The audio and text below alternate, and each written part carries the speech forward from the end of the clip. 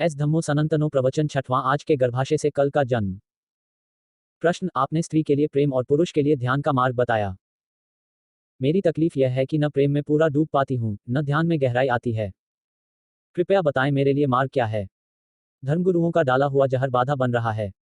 उस जहर से जब तक छुटकारा न हो प्रेम तो असंभव है, क्योंकि प्रेम की सदा से निंदा की गई है। प्रेम को सदा बंधन कहा गया है, और चूंकि प्रेम की निंदा की गई है और प्रेम को बंधन कहा गया है, इसलिए स्त्री भी सदा अपमानित की गई है। जब तक प्रेम स्वीकार न होगा तब तक स्त्री भी सम्मानित नहीं हो सकती, क्योंकि स्त्री का स्वभाव प्रेम है। और बड़े आश्चर्य की बात यह है कि स्त्रियां जितनी धर्मगुरुओं से प्रभावित होती हैं उतना कोई भी नहीं होता, और उनकी जड़ पर ही वे कुठाराघात किए चले जाते हैं। दो शब्द बनाने चाहिए, ध्यान समाधि और प्रेम समाधि। समाधि तो दोनों में एक ही है, लेकिन दोनों के मार्ग बड़े अलग हैं। पुरुष को जो समाधि उपलब्ध होती है, जो बुद्ध को उपलब्ध हुई, वह है ध्यान समाधि। पर को छोड़ा, स्व छूट गया, समाधि उपलब्ध हुई। मीरा को जो समाधि उपलब्ध हुई, वह है प्रेम समाधि। पर को नहीं छोड़ा, स्वयं को समर्पित किया। इतना समर्पित किया कि स्व न बचा, पर ही बचा। और जब पर अकेला बचा तो पर भी मिट गया। समाधि उपलब्ध हो गई। जहां दो मिट जाते हैं वहां समाधि। लेकिन मीरा की समाधि प्रेम से आई, बुद्ध की समाधि ध्यान से आई। समाधि तो एक है, लेकिन मार्ग बड़ा अलग अलग है। बुद्ध की बात सुन सुनकर प्रेम से आस्था उठ गई। पुरुष की उठ जाए कोई हर्जा नहीं, लाभपूर्ण है। लेकिन स्त्री की उठ जाए तो खतरा है, क्योंकि पुरुष के स्वभाव के तो अनुकूल है ध्यान का मार्ग, स्त्री के स्वभाव के अनुकूल नहीं है। और स्त्री पुरुष विपरीत हैं, इसीलिए तो उनमें इतना आकर्षण है। वे ऋण और धन विद्युत की तरह हैं, दिन और रात की तरह हैं, जीवन और मृत्यु की तरह हैं। विपरीत हैं, और इसीलिए तो इतना आकर्षण है। विपरीत में ही आकर्षण होता है, समान में तो विकर्षण हो जाता है। अच्छा है कि पुरुष और स्त्री विपरीत हैं, अन्यथा संसार में सब रस खो जाए। स्त्री और पुरुष जितने विपरीत हों उतना ही सुखद है। जितना उनके बीच फासला हो, जितनी दोनों के बीच दूरी हो, और दोनों जितने एक दूसरे से भिन्न हो, उतना ही उनके बीच संबंध की गरिमा निर्मित होगी। स्त्री पुरुष समान होने चाहिए न्याय की दृष्टि में, समान नहीं होने चाहिए स्वभाव की दृष्टि से। बड़े असमान हैं, बड़े भिन्न हैं। असमान का यह अर्थ नहीं है कि स्त्री पुरुष से नीची है, या पुरुष स्त्री से ऊंचा है। असमान का अर्थ है कि दोनों बड़े भिन्न हैं, जैसे रात और दिन, रोशनी और अंधेरा। इतना ही फासला है। कानून उनको समान माने, लेकिन मनोविज्ञान उन्हें समान नहीं कह सकता। और अगर समान बनाने की चेष्टा की गई, तो जितने स्त्री पुरुष समान होते जाएंगे उतना ही स्त्री पुरुष जैसी हो जाएगी, पुरुष स्त्री जैसा हो जाएगा। उन दोनों के बीच का आकर्षण खो जाएगा। उन दोनों के बीच जो एक मधुर तनाव है, प्रेम भी है और संघर्ष भी है, मधुर तनाव है, लगाव भी है और विरोध भी है। कभी फूल भी खिलते हैं, कभी कांटे भी चुभ जाते हैं। पास भी आते हैं, दूर भी हटते हैं। निमंत्रण भी है, अस्वीकार भी है। उन दोनों के बीच यह जो बड़ा खेल चलता है जीवन का, यह जो सारी लीला है जीवन की, वह मधुर है, वह शुभ है, सुंदर है। और उस सब का आधार यह है कि स्त्री समर्पण करने में कुशल है। स्त्री हारकर जीतती है, उसके जीतने का ढंग वही है। वह चरणों में रख देती है अपने को और सिरताज हो जाती है। वह अपने को खो देती है और पुरुष के रोए रोए में समा जाती है। इसी से पुरुष घबराता है, क्योंकि पुरुष जानता है उसका समर्पण खतरनाक है। उसके समर्पण में ही बंधन पैदा हो जाता है। पुरुष अपने को बंधा अनुभव करता है, क्योंकि उसका अहंकार है। वह स्वाभाविक है कि वह अपने को बचाए, लड़े, संघर्ष करे। उसकी यात्रा अलग है। पुरुष बहिर्मुखी है, स्त्री अंतर्मुखी है। पुरुष और स्त्री जब एक दूसरे को प्रेम भी कर रहे हों, तो पुरुष आंख खोलकर प्रेम करता है, स्त्री आंख बंद करके। वह प्रेम भी जिस व्यक्ति को करती है, उसको भी जब ठीक से देखना चाहती है तो आंख बंद कर लेती है। यह भी कोई देखने का ढंग हुआ, मगर यही स्त्री का ढंग है, क्योंकि ऐसे आंख बंद करके ही वह उस चिन्मय को देख पाती है। आंख खोलकर तो मृन में दिखाई पड़ता है। और स्त्री जब भी किसी को प्रेम करती है तो परमात्मा से कम नहीं मानती। आंख बंद करके परमात्मा दिखाई पड़ता है। आंख खोलो तो मिट्टी की देह है, लेकिन पुरुष का रस भीतर में कम है, बाहर में ज्यादा है। पुरुष आंख खोलकर प्रेम करना चाहता है। प्रेम के क्षण में भी चाहता है कि रोशनी हो, ताकि वह स्त्री की देह को ठीक से देख सके। तो पुरुषों ने तो स्त्रियों की नग्न मूर्तियां बहुत बनाई हैं, स्त्रियों ने पुरुषों की एक भी नग्न मूर्ति नहीं बनाई। और पुरुषों ने तो स्त्रियों के नाम पर कितना अश्लील पोर्नोग्राफी और साहित्य और चित्र और पेंटिंग्स की हैं। स्त्रियों ने एक भी नहीं की, क्योंकि पुरुष का रस देह में है, रूप में है, रंग में है, बहिर्ह में है। स्त्रियों को तो भरोसा ही नहीं आता कि शरीर के चित्रण में इतनी उत्सुकता क्यों है, क्योंकि स्त्री को तो शरीर के पार के देखने की सुविधा है। उसके पास एक झरोखा है, जहां से वह देह को भूल जाती है और परमात्मा को देख लेती है। पुरुषों ने नहीं समझाया है स्त्री को कि पति परमात्मा है। यह स्त्रियों की प्रतीति है, कि जिसको भी उन्होंने प्रेम किया उसमें परमात्मा देखा। जहां प्रेम की छाया पड़ी, वहीं परमात्मा प्रकट होता है। जहां प्रेम की भनक आई, वहीं परमात्मा के आने का प्रारंभ हो जाता है। प्रेम की पगध्वनि में परमात्मा की पगध्वनि अपने आप सुनाई पड़ने लगती है। लेकिन पुरुष चांद तारों पर जाना है। उसे दूर को जीतना है। उसे संसार को विजय करना है। ऐसे अगर घर में बंध जाएगा तो फिर यह दूर की यात्रा का क्या होगा? बाजार में कौन जीतेगा? ध्यान करने वाला ध्यानी हो, स्त्री से बचेगा। क्योंकि स्त्री पूरी तरह घेर लेती है कि फिर कुछ और करने की सुविधा नहीं रह जाती। ध्यान न करने देगी, शास्त्र न पढ़ने देगी, चुनाव न लड़ने देगी, धन न कमाने देगी।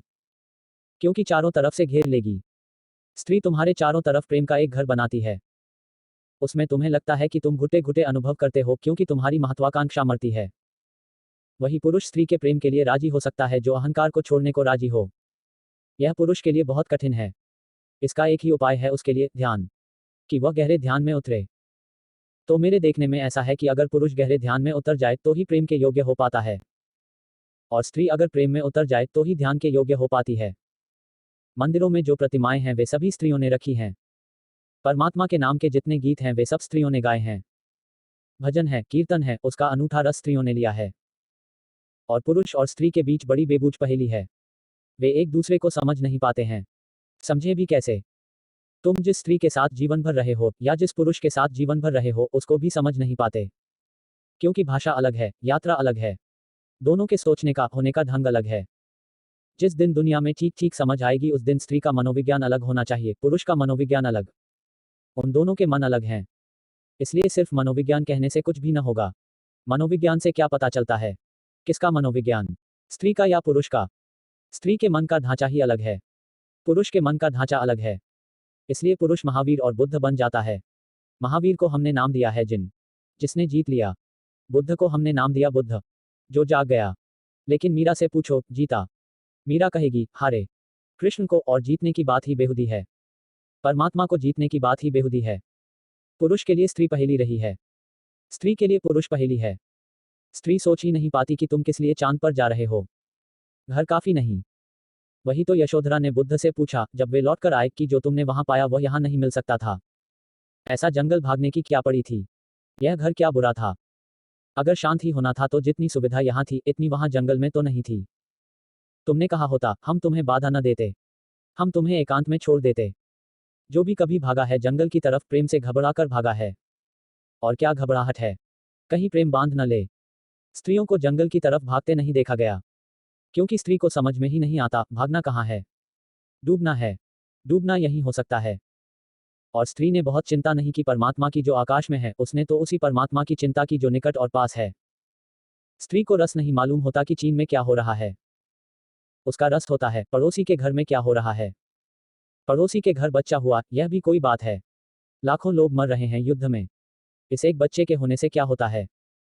पड़ोसी के घर बच्चा पैदा होता है, इतनी बड़ी घटना घटती है, एक नया जीवन अवतीर्ण हुआ। कि पड़ोसी की पत्नी किसी के साथ चली गई, एक नए प्रेम का आविर्भाव हुआ। स्त्री परमात्मा जो बहुत दूर है आकाश में उसमें उत्सुक नहीं है। परमात्मा जो बहुत पास है, बेटे में है, पति में है, परिवार में है, पड़ोसी में है, उसमें उसका रस है। क्योंकि दूर जाने में उसकी आकांक्षा नहीं है।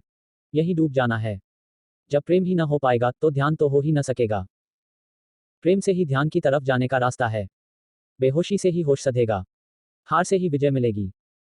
तो जितनी जल्दी हो सके उतनी जल्दी जो जहर के संस्कार दिए गए हैं उनको छोड़ दो। उनको हटाओ। इन संस्कारों के कारण तुम ठीक से स्त्री ही न हो पाओगी। ध्यान रखो, अगर प्रेम ही न सधा तो ध्यान तो कैसे सधेगा? प्रेम को ही साध लो तो ध्यान भी सध जाएगा। प्रेम की ही अन्यतम गहराई में ध्यान का फूल खिलेगा। वही स्त्री के लिए मार्ग है। हाँ, कुछ कभी कभी अपवाद स्वरूप कुछ स्त्रियों ने ध्यान भी साधा है। लेकिन अपवाद को मैं नियम नहीं बनाता। ध्यान रखना, नियम से चलने की कोशिश करना। और जो अपवाद है वह पूछने न आएगा। जो नियम है वही पूछने आया है। अपवाद जो है वह तो पूछता ही नहीं। अपने को इस तरह मिटा देने की कि भीतर कोई बचे ही न। जिसे प्रेम किया है वही बच रहे। प्रेमी बचे, प्रेयसी खो जाए। परमात्मा बचे, भक्त खो जाए। और तब अचानक भगवान भी खो जाता है। जब भक्त ही खो गया तो भगवान कहाँ रहेगा? दूसरा प्रश्न, बुद्ध की मनोचिकित्सा और आज की पश्चिमी मनोचिकित्सा में क्या भेद है? आज का मनोविज्ञान क्या कभी धर्म की खोज में पहुंच पाएगा? आधुनिक मनोविज्ञान मन की दृष्टि से जो रुग्ण लोग हैं उनकी चिकित्सा करता है। जो सामान्य नहीं है, अस्वस्थ हैं, उनकी चिकित्सा करता है। बुद्ध का मनोविज्ञान उनकी चिकित्सा करता है जो सामान्य हैं और स्वस्थ हैं। सामान्य जीवन में ठीक से दुकान नहीं कर पाते, ठीक से दफ्तर नहीं जा पाते, स्मृति कमजोर हो जाती है, चूक जाते हो, इस तरह की बातें अगर तुम्हारे जीवन में हैं तो आधुनिक मनोविज्ञान सहयोगी है। लेकिन सब ठीक चल रहा है, कोई गड़बड़ नहीं है। और जब सब ठीक चलता है और कोई गड़बड़ नहीं मालूम होती, तभी अचानक तुम्हें पता चलता है ये सब ठीक भी चलता रहा तो मौत में समाप्त हो जाएगा। जिस दिन तुम्हें सब ठीक होते हुए भी आसार का बोध होता है, उस दिन तुम बुद्ध पुरुषों के पास जाते हो पूछने कि ऐसे सब ठीक है, धन है, पत्नी है, बच्चा है, मकान है, सब ठीक है, कहीं कोई अड़चन नहीं है, सुविधा से जी रहा हूं और सुविधा से ही मर भी जाऊंगा, लेकिन क्या सुविधा से जीना और सुविधा से मर जाना ही लक्ष्य है जीवन का? इतना काफी है, तब बुद्ध के मनोविज्ञान की शुरुआत होती है। जिसको यह दिखाई पड़ने लगा सुविधा सार नहीं है, सामान्य हो जाना कुछ भी मूल्य नहीं रखता, स्वस्थ हो जाने में भी कुछ नहीं है जब तक सत्य न मिल जाए। बुद्ध का मनोविज्ञान वहां से शुरू होता है जहां तुम्हारे पास सब है और प्रतीति होती है कि कुछ भी नहीं है। आज का मनोविज्ञान दीन और रुगन के लिए है। बुद्ध का मनोविज्ञान सम्राट और समर्थ के लिए है। पश्चिम का मनोविज्ञान धीरे धीरे बुद्ध के मनोविज्ञान के करीब सरक रहा है। सरकना ही पड़ेगा।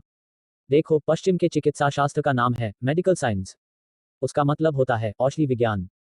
पूरब में हमने जो औषधि विज्ञान बनाया उसको नाम दिया है आयुर्वेद। औषधि का नाम नहीं दिया, आयु का विज्ञान।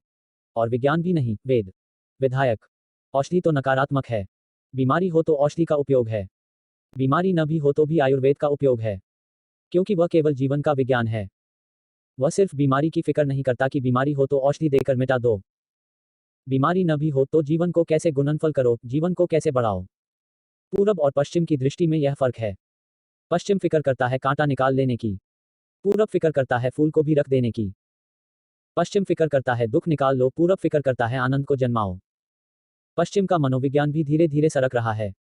लकवा मिटाना जरूरी है। लकवा मिट जाए तो चल सकेगा, लकवा मिट जाए तो नाच भी सकेगा, लेकिन लकवा मिट जाने से कोई नाचने नहीं लगता है। लकवा मिट जाना नाचने के लिए जरूरी शर्त है, काफी नहीं है। कितने लोग हैं जिनको लकवा नहीं है, लेकिन वे नाचते दिखाई नहीं पड़ते। नाचने के लिए भीतर कुछ संपदा का अनुभव चाहिए। कोई धुन उतरे, जीवन को कोई सुराग मिले, रहस्य का झलक मिले परमात्मा की, तो कोई नाच सकता है। पूरब में हमने आनंद का विज्ञान निर्मित किया है। पश्चिम का विज्ञान केवल दुख से कैसे छुटकारा हो। इसलिए पश्चिम में दुख से छुटकारा हो भी गया और लोग बड़े बेचैन हो गए हैं।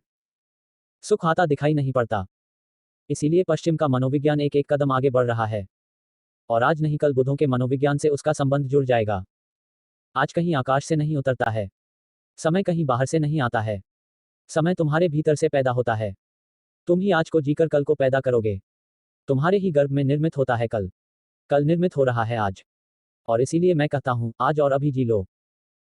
और इतने आनंद से जियो, ऐसे भरपूर जियो कि जो तुम्हारे गर्भ में निर्मित हो रहा है वह भी रूपांतरित हो जाए, वह तुम्हारे आनंद को पकड़ ले। अगर आज तुम दुख में जी रहे हो और कल की आशा कर रहे हो, सुख की आशा से पैदा नहीं होगा कल, कल तो तुमसे पैदा होगा। तुम जैसे जी रहे हो उससे पैदा होगा। तुम्हारे अस्तित्व से पैदा होगा, तुम्हारे सपनों से नहीं। जीने का कोई और उपाय नहीं है। आज ही है और आज ही जीना है। जीने जैसा लगे या न लगे, इससे कोई फर्क नहीं पड़ता। जीने का और कोई ढंग है ही नहीं। जीना तो यही होगा। कल के भुलावे में मत पड़ो। कल के भुलावों ने बहुतों को डुबाया है। आज जियो। यह क्षण खाली न चला जाए। यह क्षण अवसर है। इसे तुम ऐसे ही मत गंवा देना। कुछ बना लो इसका। कुछ रस ले लो इसमें। कुछ भोग लो इसे। कुछ पहचान लो इसे। इसका स्वाद उतर जाने दो तुम्हारे प्राणों में। यह ऐसा ही न चला जाए। क्योंकि अगर समय ऐसा ही जाता है तो समय को ऐसे ही चले जाने देने की आदत मजबूत होती चली जाती है। फिर धीरे धीरे समय को गंवाना तुम्हारी प्रकृति हो जाती है। भोगो इसे। चूसो इस क्षण को, निचोड़ लो इसको पूरा, इसका रस जरा भी छूट न जाए। यही परमात्मा के प्रति धन्यवाद है। क्योंकि उसने तुम्हें अवसर दिया, जीवन दिया और तुमने ऐसे ही गंवा दिया। परमात्मा तुमसे यह न पूछेगा। यहूदियों की किताब है तालमुद। बड़ी अनूठी किताब है। दुनिया में कोई धर्मशास्त्र वैसा नहीं। तालमुद कहती है कि परमात्मा तुमसे यह न पूछेगा कि तुमने कौन कौन सी गलतियां की। गलतियों का वह हिसाब रखता ही नहीं, बड़ा दिल है। परमात्मा तुमसे पूछेगा, तुम्हें इतने सुख के अवसर दिए, तुमने भोगे क्यों नहीं। गलतियों की कौन फिक्र रखता है। भूल चूक का कौन हिसाब रखता है। वह तुमसे पूछेगा, इतने अवसर दिए सुख के, तुमने भोगे क्यों नहीं। तालमुद कहती है, एक ही पाप है जीवन में और वह है जीवन के अवसरों को बिना भोगे गुजर जाने देना। जब तुम आनंदित हो सकते थे, आनंदित न हुए। जब गीत गा सकते थे, गीत न गाया। सदा कल पर टालते रहे, स्थगित करते रहे। स्थगित करने वाला आदमी जिएगा कब, कैसे जिएगा। स्थगित करना ही तुम्हारे जीवन की शैली हो जाती है। बच्चे थे तब जवानी पर छोड़ा, जवान हो तब बुढ़ापे पर छोड़ोगे। और बुढ़ापे में लोग हैं, वे अगले जन्म पर छोड़ रहे हैं। वे कह रहे हैं, परलोक में देखेंगे। यही लोक है एकमात्र। और यही क्षण है। सत्य का यही क्षण है। बाकी सब झूठ है। मन का जाल है। लेकिन अगर तुम्हें अच्छा लगता है, तुम्हारी मर्जी। तुम्हें अच्छा लगता हो तो मैं कौन हूं बाधा देने वाला। तुम सपने देखो। कभी न कभी तुम जागोगे, तब रोओगे, पछताओगे। तब तुम पछताओगे कि इतना समय यूं ही गंवाया। और ध्यान रखना, जीवन में जितना दुख भर लोगे, जितने आंसू घने कर लोगे, जितना पछतावा हो जाएगा, उतना ही कठिन हो जाता है रोकना फिर दुख को, आंसुओं को। कभी तुमने ख्याल किया, हंसी तो एकदम रुक जाती है, रोना एकदम नहीं रुकता। तुम हंस रहे हो, एकदम रुक सकते हो। रोना एकदम नहीं रुकता। चौथा प्रश्न, पिछले जन्म के संस्कार इस जन्म में आदत बन जाते हैं। इस जन्म की आदतें अगले जन्म में फिर संस्कार बन जाएंगी। फिर अंत कहाँ है? अंत है इस बात में, इस सत्य को जान लेने में कि तुम संस्कार नहीं हो, तुम आदत नहीं हो। अंत है इस सत्य के प्रति जाग जाने में कि तुम पृथक हो। अंत है होश में। अंत है साक्षी भाव में। निश्चित ही तुमने कल भी क्रोध किया था, परसों भी क्रोध किया था, आदत बन गई। आज किसी ने जरा सा उकसा दिया, अंगारा तो था ही भीतर, रोज रोज संभाला था, हो गया। राख भी जमी थी तो बस ऊपर जरा सी परत थी। किसी ने फूंक मार दी, परत झड़ गई, अंगारा बाहर आ गया, तुम क्रोध से भर गए। आज तुम क्रोध करोगे, कल के लिए फिर और तैयारी हो गई। ऐसे रोज रोज तुम अभ्यास बनाते जाओगे। संस्कार गहन होता जाएगा। और जितना संस्कार गहन हो जाएगा, उतने ही तुम यंत्रवत हो जाओगे। कोई भी तुम्हारी बटन दबा दे तो क्रोध करवा दे। कोई भी तुम्हारी बटन दबा दे तो तुम प्रसन्न हो जाओ। कोई भी झुककर नमस्कार कर ले, तुम्हारी प्रशंसा कर दे तो तुम गदगद। कोई जरा गाली दे दे तो तुम जार जार। तुम यंत्रवत हो जाओगे। और बटनें लोगों को पता हो जाती हैं। सबको पता है एक दूसरे की बटनें। कहां से दबा दो कि सब ठीक हो जाता है। कहां से दबा दो कि सब गड़बड़ हो जाता है। तुम मशीन हो क्या? या मनुष्य हो? मनुष्य होने का इतना ही अर्थ है कि कोई तुम्हारी क्रोध की बटन दबाए चला जाए, लेकिन तुम कहते हो नहीं करना है, तो बटन दबती रहती है। वो आदमी थक जाता है, लेकिन तुम क्रोध नहीं करते। तुम कहते हो मैं अपना मालिक हूं। जब करना चाहूंगा करूंगा, जब न करना चाहूंगा नहीं करूंगा।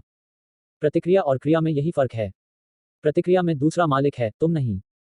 और क्रिया में तुम मालिक हो, दूसरा नहीं। और बड़े मजे की बात है, प्रतिक्रिया बांधती है, क्रिया मुक्त करती है। जो अपने कर्म का मालिक है, उसके कर्म का कोई संस्कार नहीं बनता। और जो अपने कर्म का मालिक नहीं है, जो प्रतिकर्म करता है, रिएक्ट होता है, सिर्फ उस आदमी के जीवन में बंधन बनते चले जाते हैं। रोज रोज जाल मजबूत होता चला जाता है। आखिर में तुम पाते हो, तुम तो बचे ही नहीं, आदतों का एक ढेर, मुर्दा ढेर, जिसमें से जीवन कभी का उड़ चुका। पक्षी तो जा चुका है जीवन का बहुत पहले, कतरा छूट गया है, पिंजरा छूट गया है। जागो, इसके पहले की देर हो जाए। और आदतों से मुक्त होना शुरू करो। मैं तुमसे यह नहीं कह रहा कि बुरी आदतों से मुक्त हो जाओ और भली आदतें बना लो। तुम्हारे महात्मागण तुमसे यही कह रहे हैं। वे तुमसे कहते हैं, बुरी आदतें छोड़ो, अच्छी बनाओ। मैं तुमसे कहता हूं, आदत छोड़ो।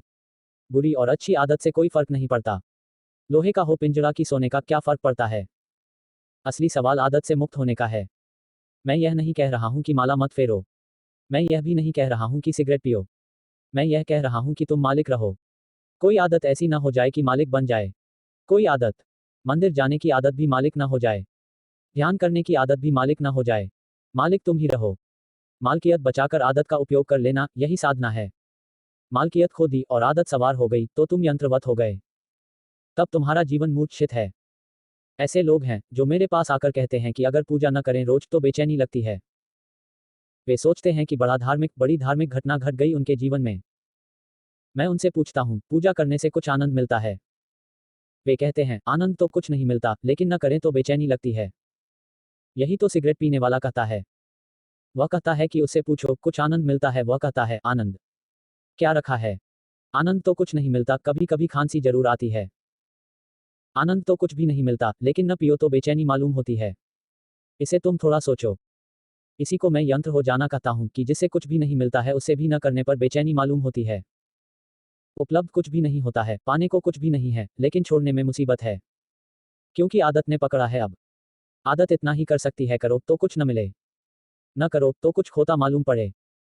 अब यह बड़े मजे की बात है, जिस चीज को करने से कुछ नहीं मिलता, उसको न करने से खोएगा कैसे? कुछ खोता नहीं, सिर्फ पुरानी आदत, पुरानी लकीरों पर न चलने से अड़चन मालूम होती है। तुम मालिक रहो तो कोई आदत बुरी नहीं। गुलामी बुरी है, मालकियत भली है। मेरी परिभाषा यही है। संस्कार बन रहे हैं प्रतिपल। आदतें निर्मित हो रही हैं। तुम जरा दूर खड़े रहो, तुम अपनी मालकियत मत खो। निश्चित जीवन में आदतों की जरूरत है। अगर आदतें न हो तो जीवन बहुत कठिन हो जाएगा। आदतें जीवन को सुगम बनाती हैं। तुम टाइपिंग सीखते हो या कार चलाना सीखते हो, अगर आदत न बने और रोज रोज फिर वहीं खड़े हो जाओ जहां पहले दिन खड़े हुए थे, फिर देखने लगो कि अब टाइप करने का फिर मौका आया, अब फिर सीखो, या कार चलाने की फिर नौबत आ गई, अब फिर से सीखो, तो जिंदगी बहुत असंभव हो जाए। तुम कार चलाना एक बार सीख लेते हो, आदत बन गई, फिर हाथ ही काम किए चले जाते हैं, फिर तुम्हें ध्यान भी देने की जरूरत नहीं होती। ठीक ठीक ड्राइवर गीत भी गुनगुना लेता है, बात भी कर लेता है, रेडियो भी सुन लेता है। और कुछ तो ड्राइवर ऐसे हैं कि झपकी भी ले लेते हैं और गाड़ी चलती रहती है। जीवन में आदत की जरूरत है। बस ध्यान इतना ही रखना जरूरी है कि आदत मालिक ना हो जाए। मालिक तुम बने रहो तो संसार में कुछ भी बुरा नहीं है। हाँ, अपने को बचाकर जितना खेल खेलना हो खेल ले सकते हो। जब परमात्मा ही लीला कर रहा है तो तुम क्यों परेशान हो? लेकिन परमात्मा मालिक है, और जब तुम भी अपनी आदतों और संस्कारों के मालिक हो जाओगे तब तुम भी अपने छोटे से संसार में परमात्मा हो जाते हो। बुद्ध ने इसी को होश कहा है कि सब करना लेकिन होशपूर्वक करना। कदम भी उठाना तो होशपूर्वक उठाना। उठना, बैठना, लेटना होशपूर्वक। तुमसे मैं कहता हूं, जो जो आदत तुम्हें पकड़े हो, जबरदस्ती पकड़े हो, उसके प्रति होश साधना। मैं तुमसे नहीं कहता सिगरेट पीना छोड़ो। मैं कहता हूं होशपूर्वक पियो। मैं तो यहाँ आश्रम में एक कमरा बनवाने जा रहा हूँ जहाँ होशपूर्वक सिगरेट पीने वालों को सुविधा होगी कि वे जाकर वहां सिगरेट जरूर पिएं, लेकिन जितनी देर पिएं उतनी देर ध्यान रखें। एक क्षण को भी बेहोशी में न पिएं, बस। फिर अगर पीना हो तो मजे से पिएं, कोई हर्जा नहीं। लेकिन मैं जानता हूं, अगर होश सध जाए तो ऐसी मूर्ता कौन करेगा? ऐसी मूर्ता तो बेहोशी में ही होती है। होश आध्यात्मिक जीवन की आखिरी कीमिया है, अलकमी है। वह रसायन है। उसके अतिरिक्त सब विस्तार की बातें हैं। आज इतना ही। अज्ञानी अरुण।